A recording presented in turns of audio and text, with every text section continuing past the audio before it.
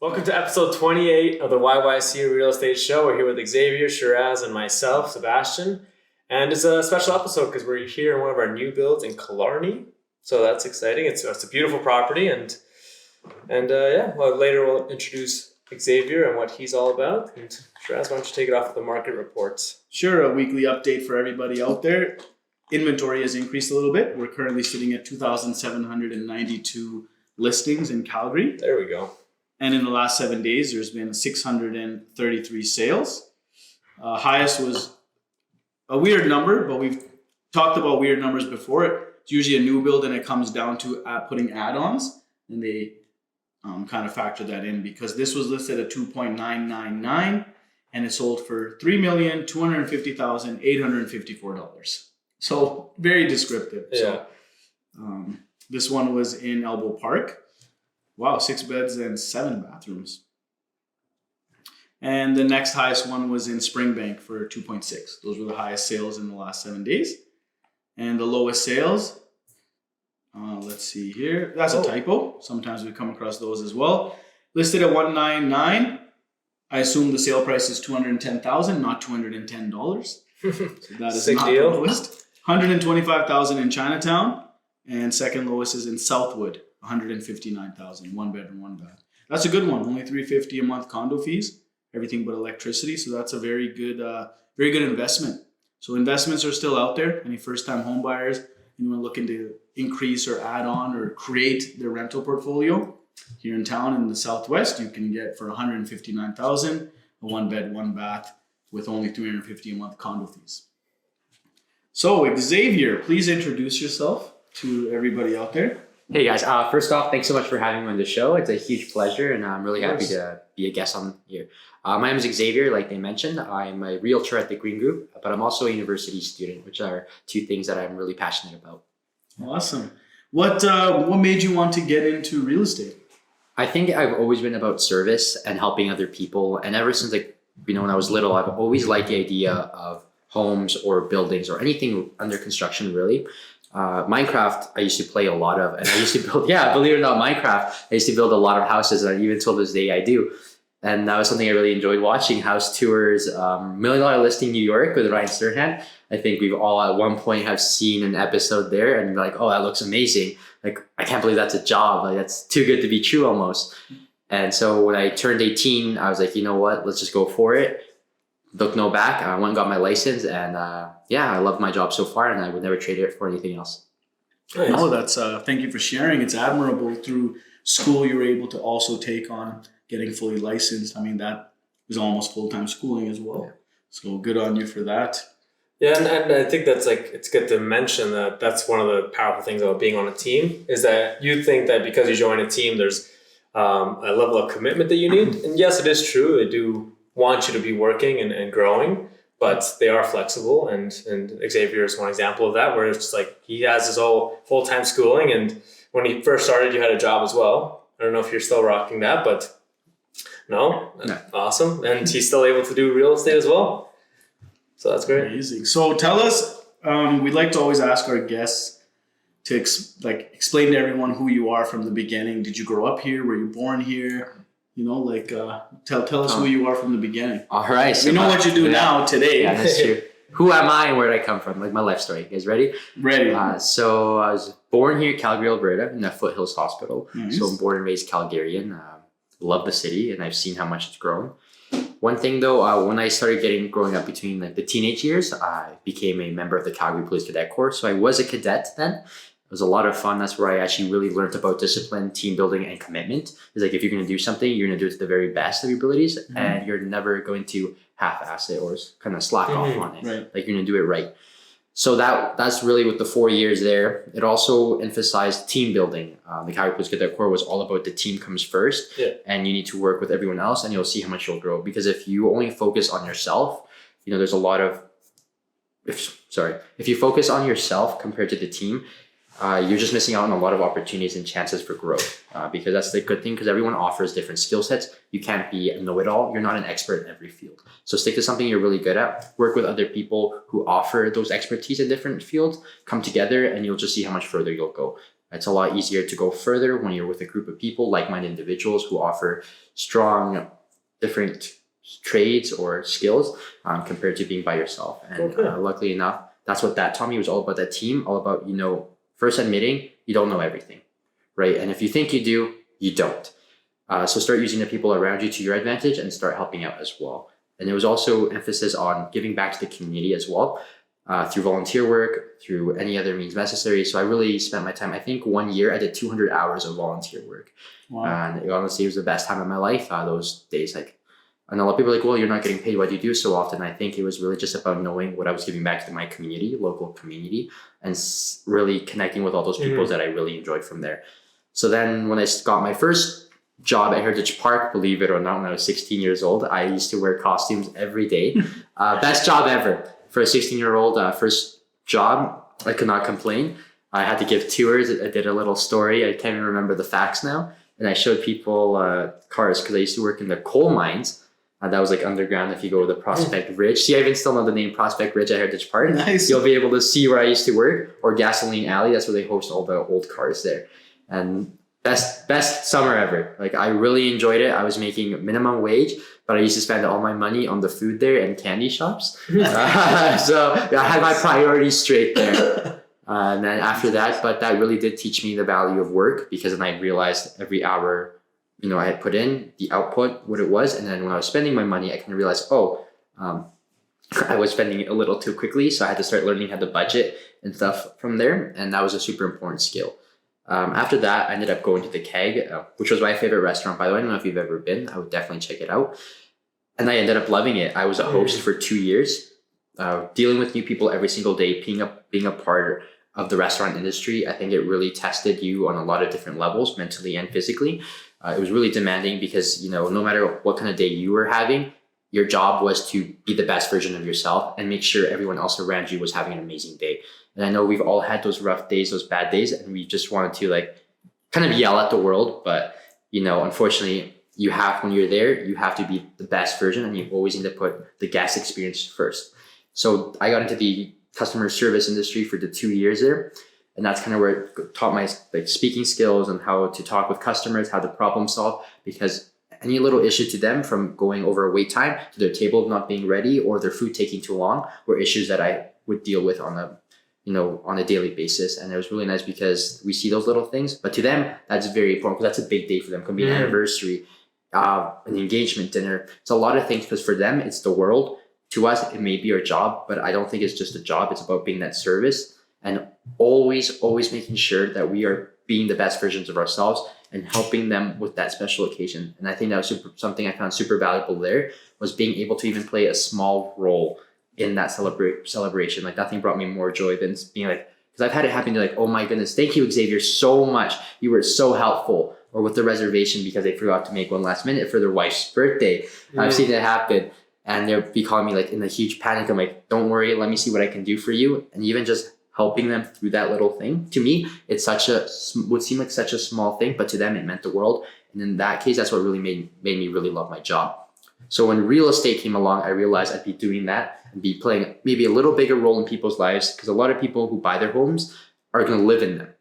And I think there's no greater pleasure or honor than being able to help those people through that process and being able to play that part, because having a home is exciting, buying a home is exciting, and it's something that I want to work with people for that reason, is because I want to play that role for them and be able to be there when they need me to. Mm-hmm. No, that's amazing, very detailed and in-depth answer. So I appreciate that, explaining about what you do. And that experience there in hospitality, of course, translates and comes over into real estate. These little things that you were doing for some customers, and always understanding that for them, this is could be potentially a huge night. Kind of like what you're doing now in real estate. This is a huge purchase for them, or a huge decision. So I'm sure you're going to do very, very well. He's the youngest member of our team. So excited to have him on.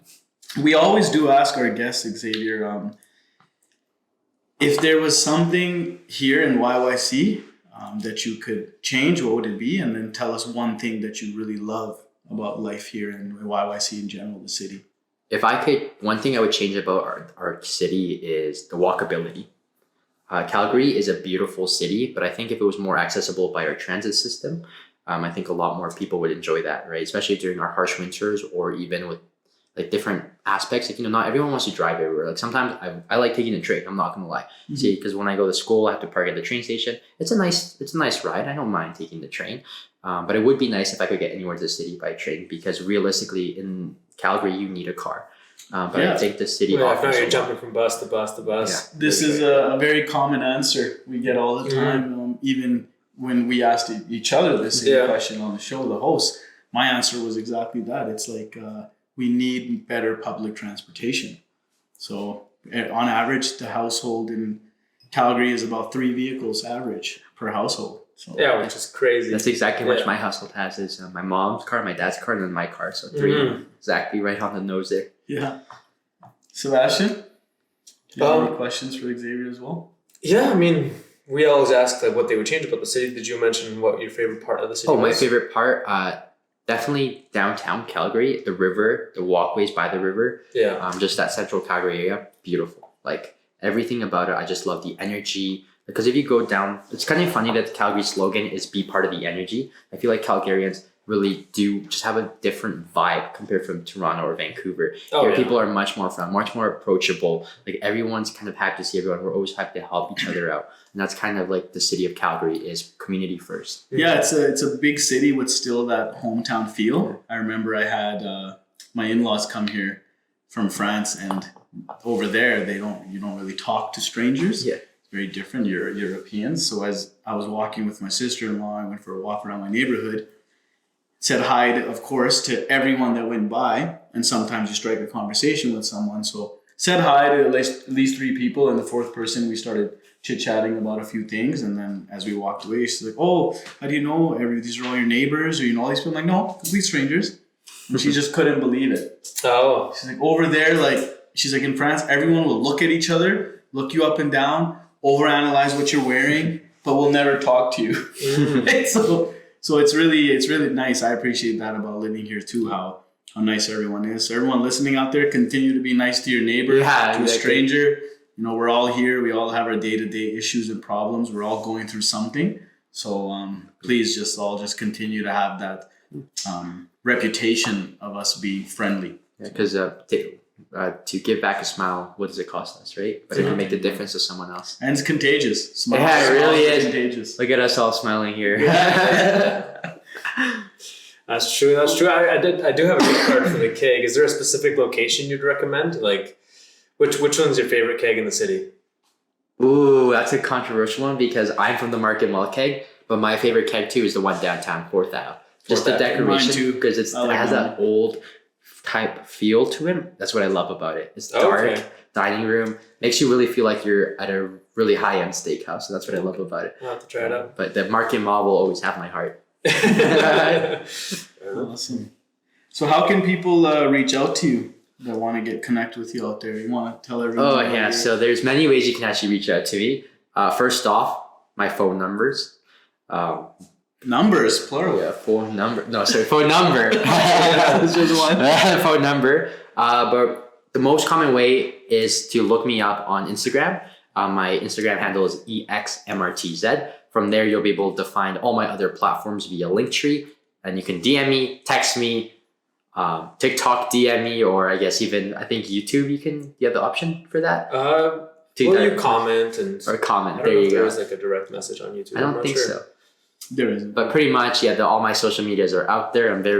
I post quite a lot, so I'm not too hard to find on there. Honestly, he probably has the most entertaining social media page of anyone in the green group because he's great at making content. So definitely check him out. Yeah, he's even made me do TikToks, which everyone made good comments to me about them. I'm like, that was all Xavier. We were just about to leave a team meeting, and he's like, "Shiraz, wait 5 minutes. Let's do one together." Yeah, and a lot of fun. It's a lot, and then we have another one to do after with him. Actually, talking about Marie Antoinette. That's my favorite one. Every time I see it, it brings me a smile. It's just because I think even with social media content, I see a lot of realtors' pages, and for me, I'm like, that's not what I want for my TikTok. A huge emphasis is that I really enjoy social media side. So I'm like, how can I find a way to bring people into real estate, but make it entertaining without making it such a formal process? Because I know I've been speaking with a lot of younger people, and they have this the stigma that when you speak to a realtor, it's like very professional, or you can't really be yourself around. Like it's almost like a business transaction. Yeah. But I think we all kind of know it's actually very personal, right? When we deal with our clients, it's like you're dealing with them on a personal level because it's a big decision, like Shiraz said earlier, for them. So my social media is like, how can I be the most comfortable version of myself? So when you look me up on Instagram, is that really who I'm going to be in person? And I think I've done that's kind of my goal for my social media right now. Amazing. And glad you pointed that out because it is very important. So many times, even I've met agents and I've seen their social media and thought they would be a certain way, and they're not, or they don't even look anything like they're I had that happen once because as realtors we get photo shoots all the time, right? And I on this one door knocker that I had, it was when I was fresh cut, and I got this photo shoot. I made this door knocker, I had my picture, and I was handing it out door by door. And this guy was like, "Is this you?" And he was like, "This looks a little photoshopped." And I was like, "Oh, I don't know. I just could just joke about it." I was like, "Oh, us young guys at the Photoshop." He was like, "Oh, okay, just close the door on me." All right. Yeah. Luckily, my headshots are still pretty recent. They were like 3 weeks. No, mine are recent too. I just, I don't know. You should see Shiraz's headshots from the 80s. I did have someone say, like, from my photos and website, like, "Oh, I recognize you," but for a second, I first wasn't sure because your photos online, you don't have facial hair. And so you had a beard, and I'm like, "Yeah, it's just I made a joke about it. I'm like, "Yeah, just pure laziness. I'll shave it tomorrow." That's good. Anything to break the ice, right? That's good. Well, because I know for myself, I sometimes hesitate to post more on social media and make that just take the time to make that content. You got any advice for someone to just? Yeah. That's actually a question I get a lot, and that's something I struggled with at first too. Was like, "Ooh, this is cringe. Like, do I really want to embarrass myself like that?" And I think it's really like, just do it. Because once you do it the first time, it's easier to do the second time. And then from there, it just becomes natural. I filmed a TikTok before before you guys arrived. It's already on there on the social media. But it's honestly, I would just say, just do it. If you think it's a good idea, just go for it. Because what's the worst that can happen, right? And if it's something you enjoy doing, do it more often. It's kind of like the podcast. You guys really enjoy doing this, right? Yeah. And I'm sure the first episode, you were probably like, I don't know if you guys were like on the what, like, "Oh, I don't know how it's going to turn out," but here we are 28 episodes later. Yeah. So if you do that, just think of that same mentality, but with like any of your social media, just do it once. And then next thing you know, you'll have 28 videos up. Yeah. I think that's one thing with the podcast. We always tell ourselves, it's like, we are improving, but one thing that I'm very proud of is that we have stayed committed to doing it week after week. And that's probably the same thing with social media. It's just keep on doing it, right? It's like they say, it's either one day or day one. Right? Yeah, exactly. So it's because it's amazing to see the 28 episodes, like, because there's a lot of hard work that you guys may not see it, but there's a lot of hard work and editing that actually goes behind podcast or social media accounts, a lot of thought and a lot of care. And I'm sure you guys put your whole heart into it. So it's kind of nice to see that you guys stuck with it for 28 episodes, and then we're going to see another 28 after this one too. So I'm excited. Of course, at least. And another big thing is we always try to make sure we have a guest to interview. So we've been thankfully good. I think out of the 28, only 3 or maybe 4 episodes we had a guest cancel, and it was just the 3 of us. Yeah. But majority of the time, 80-90% of the time, we do have a nice guest to get to know anyone. It doesn't necessarily have to be real estate, but it is nice when we do get to interview someone from the industry. So let's talk a little about the industry. I know, Xavier, you're new and you're learning from the ground up. So is there any cool stories? Obviously, we like to keep it confidential, so we won't say any names. But I remember you were talking to me about a certain situation. And I mentioned this before on the cast. Like, I wish all the agents out there conducted themselves in the same manner. But unfortunately, there's human error. There's different personalities. Emotions, right? So it's unfortunate sometimes when I hear one of my teammates, really excited going to an appointment and then kind of being belittled because asking a few questions. "Oh, you're a new agent," So I didn't like to hear that. So if you don't want to talk about it, you don't have to talk about it. But no. Actually, that's a good thing to mention. Is one thing because of my age, and I do look younger too. With other more mature, seasoned realtors, it can be intimidating. I'm not gonna lie, being brand new to this the industry, there's a lot to learn. But I'm very thankful I'm part of a team that's, I've learned so much in the last month, and I think I would have as a solo agent within the next year. So it's really hard, like you mentioned, like with other realtors kind of belittling you or making you feel like you don't know a lot. Well, that's not the kind of work environment we're trying to set. That's not the industry, right? They're very friendly people. There's a lot of kind people out there who are willing to help you out. And as well, it just goes to a message for young people, like because we see this in every industry, is that a young person will always kind of be looked down upon by, the more seasoned people who have the experience or have the time, right? But just because you've been in an industry for a long time doesn't mean the other person on the other end of the deal or the phone doesn't offer their own value or their own skills to the table, right? So I think that's one thing people need to know is like you actually never know who you're really talking to. Because you know what, that young person may have done 10 more deals than you. You never know. Yeah, or that young person could be 100 times more caring than a seasoned realtor who really doesn't care anymore, right? So there's so much value you can give as a new realtor, depending on the person. So I think your passion, your commitment would be much more intense than someone seasoned. They may not want to give you the time of day. Like I know some agents that I've known for many, many years that they won't take a new buyer out for showings unless they receive a deposit. They want like $500 or like, no, I'm not going to book showings for you because you might be wasting my time. Yeah. Wow. Yes, their time's valuable. Everyone's time's valuable, right? But you have to pick and choose as well. And that's not something I've ever done, nor will I ever. It's a risk I'm willing to take and I'll keep taking. Yeah. I'll show my value and show my professionalism. And I might spend one day just showing them. Yeah. And then I'll really dig into whether they can actually proceed or not. Whereas some agents won't even meet you unless you give them a deposit. Yeah, that's insane to me. I think like under any I don't think that's right in a way, because I think our job is to offer that value to them. And if we start charging right off the bat, it kind of takes away like you said, that carrying that personal perspective, because now we're just looking at it as just a transaction. Whereas it's a big decision. Yeah, but it's definitely a big one. It's a very emotional one, like you said. There's a lot of different feelings. So I completely understand. So once we start looking at a transaction perspective, I think we start taking away the most important aspect of our jobs. Yeah, and it is important. At times you do need to take away the emotion, mostly from a seller or a buyer, right? Because it is still a financial transaction, and you do have to look at the numbers, and you do have to look at things practically. Yeah. I've had people who wouldn't deal with someone just because they had a bad experience with them before, even though it's a good offer, they won't deal with them, right? So that's the one complicated part of our job. It's personal, it's emotional, but we have to also know when it's time to take that out or put that in, right? Yeah.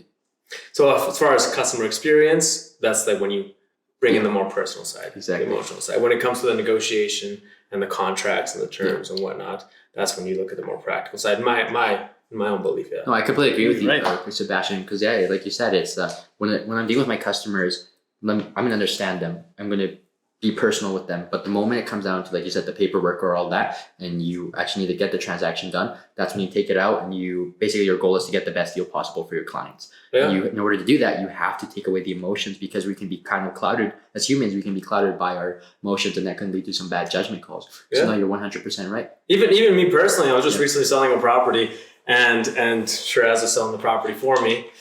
And he told there was a bit of a complication, a delay in the thing, and I had the chance to, which is very rare, to keep the deposit. I could have just kept the deposit on the deal, right? Mm-hmm. But Shiraz put my head in the game, and he gave me perspective, and he told me, just give him one more week, right?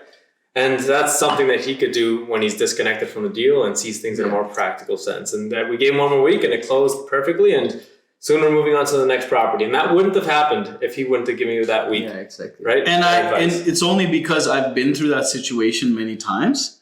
And I know sometimes a seller can get discouraged and say, well, you're asking for an extension on closing, and I don't have to give you that extension. So it puts you back at square one. So all you have to do is really present the potential outcomes for your client, which I did for you. Mm-hmm. I was like, listen, yes, you can keep 10,000, but then we're back to square one.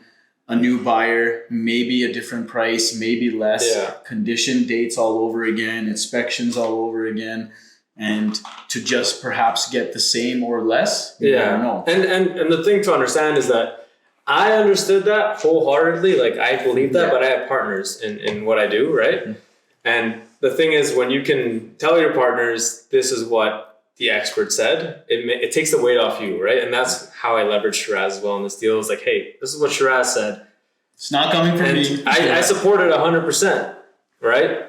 And then it makes it easier to talk to my partner. So it was super beneficial. I'm very happy I had him on the deal. Yeah, and I encourage that for agents as well. Sometimes you're okay to list your own immediate family stuff or even your own personal reno and flip, but there is times where you kind of want to have and be offhand and let someone else deal with the negotiation, so there is no emotions involved because you know how much work and time you put into it, so people can get offended at prices or at comments about the work they've done in craftsmanship. So sometimes in business it's best to let the professionals, real estate agents, handle it. Like a prime example is me approaching some for sale by owners and actually explaining things to them and explaining why you're not getting traffic and why you're not getting offers and why you're not getting viewings. So just explain to them how the industry works. Yeah, what's that one story that you told me where the realtor that was originally listing the property didn't tell the owner that their property was too expensive, and he didn't know. He had no idea why his property wasn't selling, and you told him, "Hey, your property's too much," and he was completely understanding about it. It was just terrible communication on the other realtor. Well, I don't want to put any other real estate agent and speak for them because when it's a for sale by owner in a situation like that, there's so many different outfits where you can just pay a one-time $500 fee to that agent and they don't do anything. They just put it in their name on MLS, but everything is funneled through the owner and down to the photos, the measurements, the calls, the negotiations, the commissions offered, contracts, including the CMA as well, right? Yeah. So it's like if you call one of these outfits that do for sale by owner, they're not going to put in that time because you're not paying them for their time. So that's why that owner just had to make his own assumption on what his property is worth. So when someone comes along and knocks on the door and says, actually, how are you doing? How is the sale going? I'm a real estate agent. Oh, it's not actually going so well. Let's talk about that. So we talk numbers, we talk the fees and what you would walk away with. And it all made sense once I outlined all these scenarios for this client. And I say client because it's a client of mine now. Mm-hmm. So sometimes it can work out, and sometimes some people are very, very strict and firm that, nope, I'm going to do it myself. I don't want to pay real estate agents. So, and that's fine too. Yeah. But the thing is, I pride myself on trying to help everyone. Every client I have, I hope they can all say the same thing about me. I treat everyone the same. I treat every deal the same. I don't care if it's $2 million or $200,000. They're going to get the same level of professionalism and service out of me, going over and above. So, and thanks to both of you, I had that very tricky, I would say, difficult listing to sell and have a very unique property, but you two were there to help me for the opening, open house we had, the event. Xavier brought on a friend of his to play the trumpet. Yeah. And, you have to stay positive, and this can go and transcend to any industry and any profession. There's going to be negativity, right? So try to just focus on the positive. You can't control people's opinions. Don't let it get you down. Because if I read all the negative comments about that listing, I would have been like, I'm not getting out of bed today. I'm going to terminate this listing. But I made it a conscious effort to not even look at those. And when someone would even tell me, did you see what someone wrote? I said, I don't care. I have a job to do and I'm going to do my job. And I kept telling myself, it's going to sell. It's going to sell. And in a record time, in 21 days, we sold it. Do you remember what happened when after that first open house? Do you remember what happened to the for sale sign? So I'll mention to everyone out there, the negativity surrounding this very, very unique property began from the day it hit the market and my for sale sign was in the ground. We had a very nice open house, right? Yeah. There were about 70 people in. And at the end of the night, we were just closing it down and celebrating. We had some cigars in the back. And when we were all just going to our vehicles to go home, someone had pushed my sign over, broken it, flipped the sign around. And luckily I have really good people around me. And they were like, don't worry about it. Doesn't matter. Watch this. They pushed it back up, pried it back up fully square. They're like, who cares? Yeah. And they're like, and if someone even broke it, you can just get a new sign tomorrow. I said, you're right. It's don't let that get to you. Yeah.